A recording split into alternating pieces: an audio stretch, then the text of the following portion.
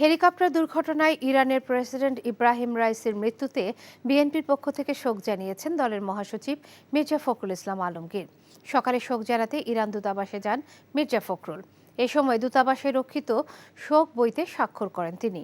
পরে বিএনপি মহাসচিব বলেন, এই মুহূর্তে বিশ্বে যখন অভিজ্ঞ রাজনৈতিক নেতার প্রয়োজন, তখন ইব্রাহিম রাইসের এভাবে মৃত্যু কাম্য নয়।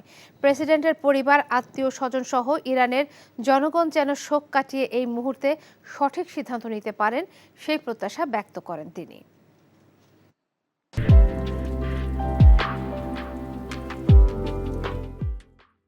এই মুহূর্তেই যখন বিশ্বে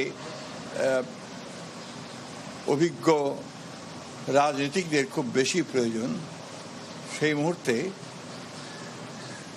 ইব্রাহিম রাইসির মতো একজন অভিজ্ঞ, বিচক্ষণ এবং জনপ্রিয় নেতার এই হঠাৎ দুর্ঘটনায় চলে যাওয়া, এটা আন্তর্জাতিক বিশ্বের জন্যেই, শান্তির জন্যে এবং একটা সৌহার্দ্য স্থাপনের ক্ষেত্রে অত্যন্ত একটা মর্মান্তিক দুর্ঘটনা বলে আমি মনে করি।